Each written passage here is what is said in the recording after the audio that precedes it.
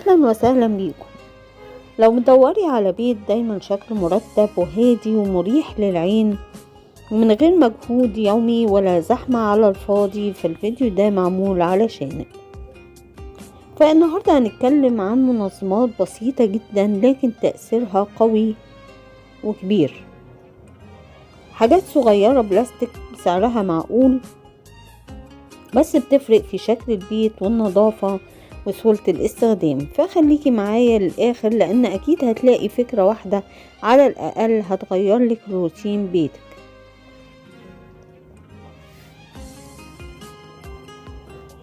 منظم فرش الأسنان من أكتر الحاجات اللي بتعمل فوضى على حوض الحمام هي فرش الأسنان والمعجون.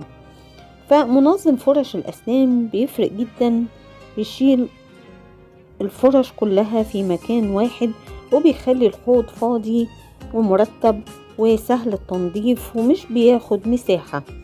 وفي أشكال بتتعلق على الحيطة، وده أحسن اختيار عشان بيمنع تجمع المية وبيقلل البكتيريا وبيخلي شكل الحمام أنظف وأشيك. وفي المنظمات البلاستيك على الحائط لمناديل الورق في الحمام. فمناديل الورق لما بتتحط عشوائي يا بتقع يا بتتبل يا شكلها بيكون مش لطيف. فالمنظم البلاستيك اللي بيتعلق على الحيطة ده حل عبقري. ليه؟ لأنه بيبقى ثابت وسهل الاستخدام وبيحافظ على المناديل ناشفة وبيخلي شكل الحمام منظم وأنيق، خصوصا لو اخترتي لون هادي زي الأبيض والبيج أو الرمادي الفاتح أو الأخضر. فده بيهدي الإحساس وبيدي إحساس بالنظافة والراحة. وفي كمان الترولي للحمام اللي بنحطه بجنب التواليت. فالترولي من أهم القطع العملية في أي حمام، فبنحطه جنب التواليت وبيشيل بقى مناديل، بيشيل معطر جو، مناديل مبللة، فرش، منظفات خفيفة، بدل ما كل حاجة تبقى متكومة أو ملهاش مكان. في الترولي بيخلي كل حاجة في متناول ايدك ومن غير ما يشغل مساحة. وفي ترولي بلاستيك بيبقى خفيف وسهل التنظيف وسهل ان انتي تنقليه، وده احسن اختيار للحمامات الصغيرة. وفي الصبانات اللي بتتحط على الحوض على شكل ورق شجر، دي لطيفة جدا، والصابونة بتتحط والمية بتنزل في الحوض. وفي منظمات كتير شكلها متنوع للفوط والمناديل.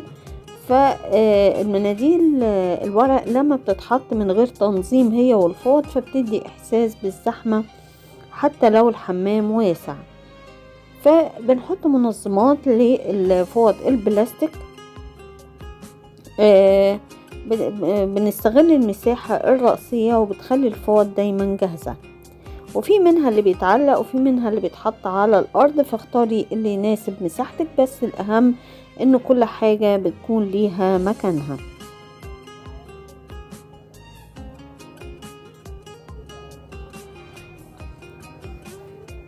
وفي الديسبنسر ده بتاع الصابون أو الشاور جيل، ده برضو بنحطه على الحيطة وبيتعلق وبينظم لي المسحوق بتاع غسيل الوجه أو الشاور جيل. فمناديل الورق بتبقى منظمات مناديل الورق بتبقى مهمة جدا خصوصا في الحمام والمطبخ، فبتخلي الورقة متغطية وسهل الوصول ليها ومش باينة بشكل عشوائي. وده بنشف بالهواء، نشف لي بقى بنطلونات، نشف لي شعري، اي حاجة عايزة تجف فيها هوائي. وده دش متعدد الاستخدام، منه الرقيق ومنه الغزير، شكله لطيف جدا ومودرن. وده منظم للشوزات بقى للصنادل، بيتقفل وممكن يتحط تحت السرير، بيبقى شكله لطيف جدا وبينظم لي الدنيا وما بيوصلوش المية، بيتحط فوق بعضه وبنوصله بشكل بنوصل للشوز اللي احنا عايزينه بأسهل طريقة. ودي شماعات برضو للبنطلونات، ودي شماعات للحزام او للإشاربات.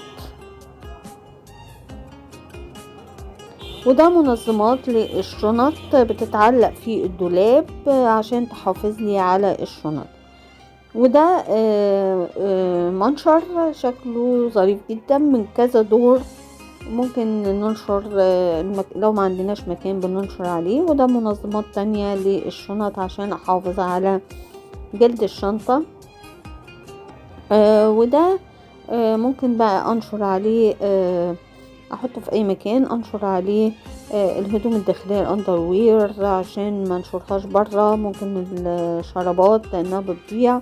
وده منظم للشرابات. والعلبة دي بنجيب فيها مشترياتنا مثلا من الجبن او الجبنة الرومي او حاجة، ما نرميهاش، ممكن نستغلها كحافظ لمناديل الورق زي ما احنا شايفين، بتبقى حلوة جدا. والزقها على الحيطة او تحت ضرفة المطبخ،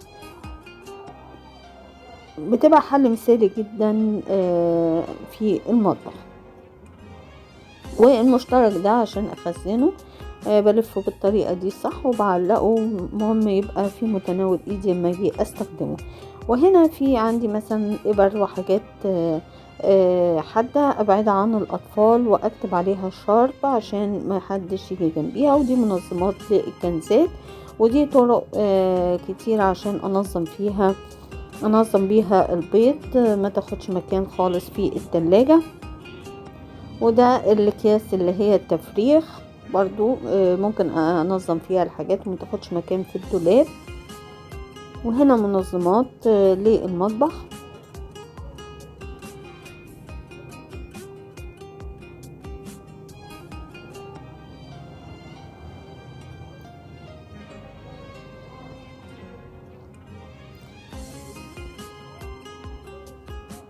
وهنا بقى بننظم الدولاب بالطريقة دي.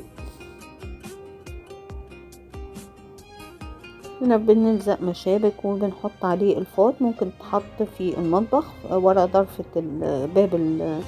ورا باب الطرفة. وهنا بنعمل بالطريقة دي عشان نحط الفوط بتاعتنا.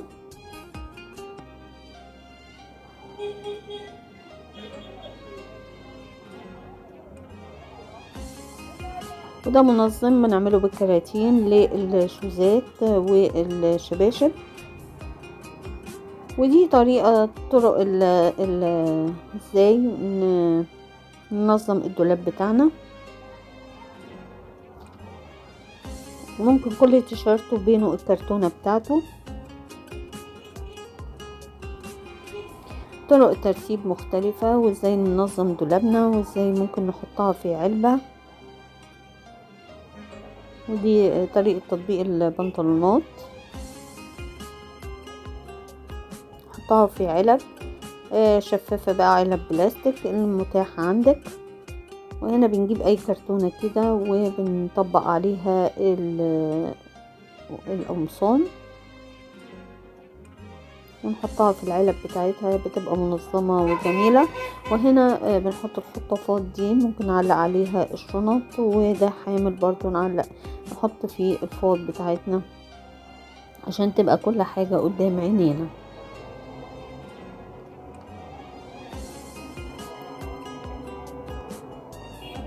هنا بقى ممكن نستعين بالحوامل المعدنية دي، نحط الشنط بتاعتنا. ودي الملايات، طريقة تطبيق الملايات اللي بأستك بتغلبنا شوية، فدي طريقة سهلة جدا وطريقة تنظيمها في الدولاب. والخطافات دي بتبقى عملية جدا، بتزود لي أرفف إضافية في الدولاب. وبرضو تقسيم الإدراج بيبقى مفيد جدا، ممكن أحط بقى فيه الأندروير، نحط فيه الشرابات. ودي احنا بنستخدمها ساعات لتنظيم الورق. هنا بنستخدمها فكرة كويسة جدا للإكسسوارات والعناية الشخصية. ودي برضو الرفوف دي برضو كنا بنستعملها في المطبخ، ممكن نستعملها نرص عليها الشوزات بتاعتنا. ودي منظم حلو جدا بيتعلق في الدولاب هدوم الداخلية، للشرابات، اندروير، بيتعلق في الدولاب. خامته حلوة جدا وبيشيل حاجات كتير من على الوشين. وده بنعلق عليه ممكن صور، ممكن الريموت، نحط عليه المشترك، تعلق عليه ممكن سلة القمامة في الحمام او المطبخ. ودي بتحط للرجلين عشان لو ترابيزة عندي ممكن انقلها بسهولة في اي مكان ما تجرحليش في السيراميك او البورسلين، وبتتزاح بكل سهولة.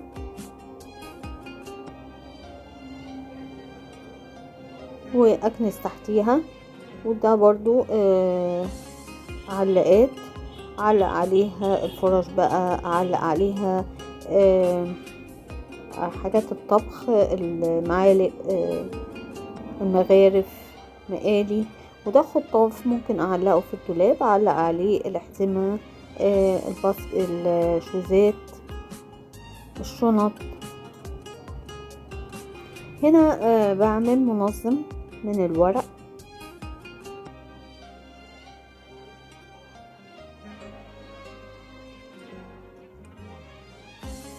بنعيد تدويره تاني وبنستغله في حاجات مفيدة. وهنا الازازة البلاستيك دي برضو هنعمل منها منظم من اي قماش بواقي عندي مش مستغلة هي، والازازة بدل ما تترمي ونعمل لها قاعدة برضو بالقماش.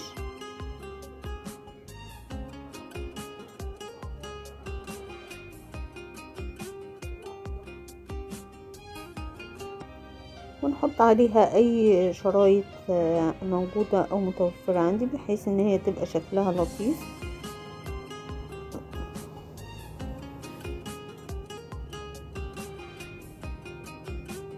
نحاول نعمل لها ايد كده ونلزقها بالمسدس الشمع. شكلها لطيف بقى، ممكن اخزن فيها اي حاجة، مناديل، ورق، لعب اطفال، عملية جدا. وبدل ما اروح اشتريها بتبقى مبالغ عالية جدا في المحلات. وده برضو كيس قماش مش مستغل، بدخل فيه كرتونة. الحاجات دي بتبقى متوفرة عندنا في البيت وساعات بنرميها. اشيل الايدين، قص الايدين،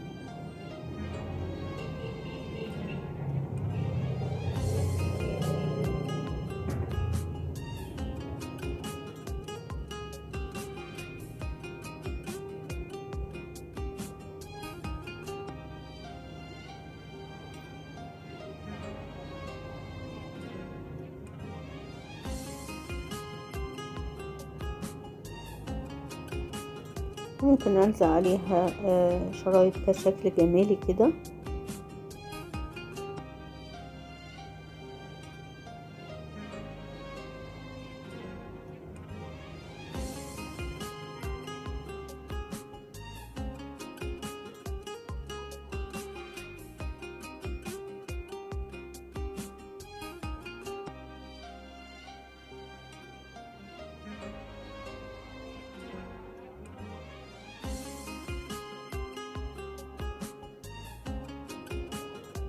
واكملها بقى لحد الاخر.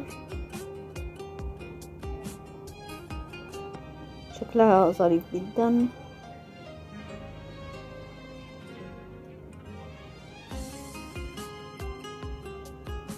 واشيل الكرتونة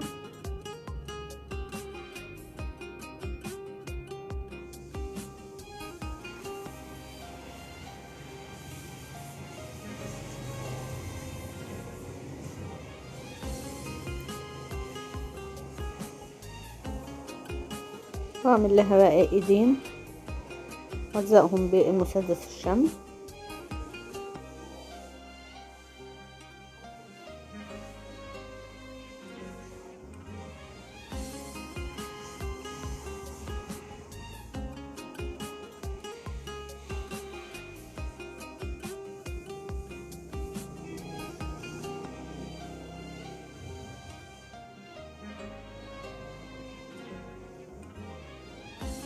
واعمل كده ليها شراشيب عشان يبقى ليها منظر كده حلو.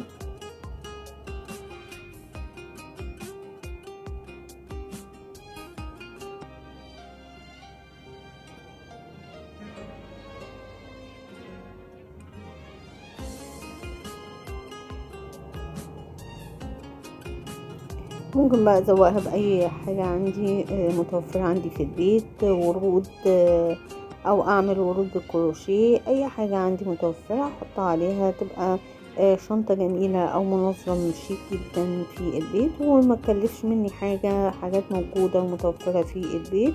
وهنا برضو سلة بلاستيك هنعمل لها من القماش ده، ونعمل لها القاعدة بتاعتها، ونعمل لها الايدين بتاعتها، وتبقى شكلها وردة برضو كده، ويبقى شكلها شيك. ممكن احط فيها ادوات المكياج بتاعتي.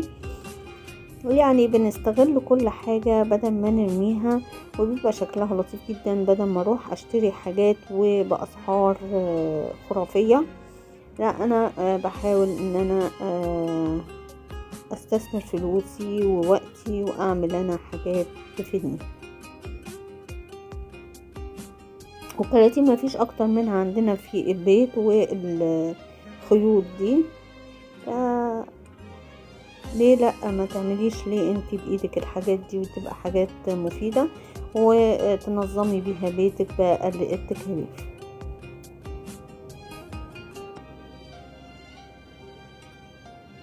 وزي ما احنا شايفين منظمات كلها مفيدة ونافعة بتفيد جدا.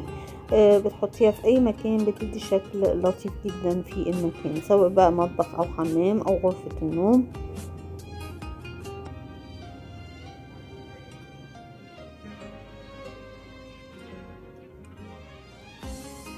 فعايزة اقولك ان المنظمات مش رفاهية، دي راحة وتوفير وقت وفلوس وشعور دائم بالترتيب. فاختاري قطع بسيطة واستخدميها صح، وهتحسي ان بيتك دايما مرتب حتى في عز الزحمة. ولو عجبكم الفيديو واستفدتوا منه ما تنسوش تعملوا لي لايك واشتراك في القناة، وتفعلوا الجرس عشان يوصل لكم كل جديد في عالم الديكور والجمال والتنظيم. وشكرا على وقتكم الجميل، واشوفكم على خير فيديو جاي، وباي باي.